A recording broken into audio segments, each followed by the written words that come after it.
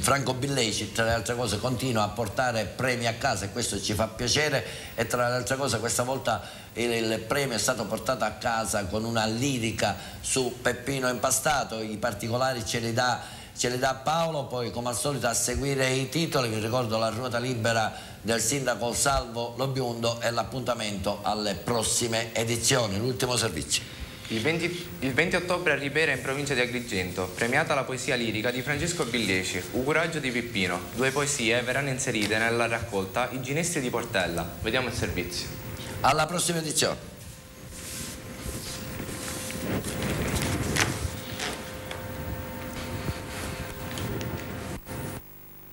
Si è svolta sabato 20 ottobre a Ribera, in provincia di Agrigento, nella sala conferenze del Palazzo Municipale, la cerimonia di premiazione della prima edizione del premio internazionale Lillo Firetto. La giuria di premiazione in presenza del sindaco Carmelo Pace, del giornalista Enzo Minio, del presidente della giuria Pietro Danna, del presidente dell'Associazione Culturale Dov'è l'Arte Giuseppe Cardella, del segretario Giuseppe Castelli, del professore Accursio Emilio Guarisco, della professoressa Giovanna Quartararo e del dottor Carmelo Tudisco, con il patrocinio del Comune di Ribera e della Banca Mediolanum, agenzia di Ribera. Ha premiato nella sezione Poesia religiosa in dialetto siciliano con la lirica Mensa di San Giuseppe e nella sezione Poesia a tema libero in vernacolo siciliano con la lirica L'Ucuraggio di Peppino, il poeta scrittore di Borgetto Francesco Billeci. La poesia premiata al concorso internazionale Lillo Firetto nasce per valorizzare e promuovere la figura di Lillo Firetto, poeta e scrittore riberese scomparso recentemente, autore di varie pubblicazioni.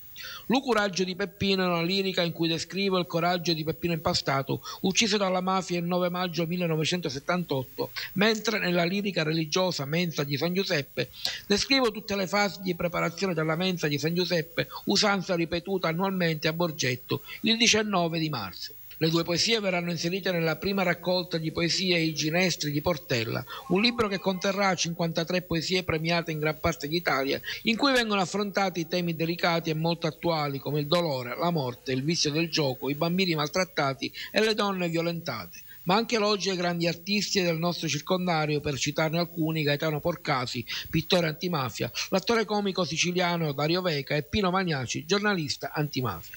La raccolta verrà pubblicata nei primi mesi del 2013 dalla casa editrice La Zisa di Palermo, che ha già pubblicato il terzo libro, Segreti di Mafia, nel mese di marzo scorso.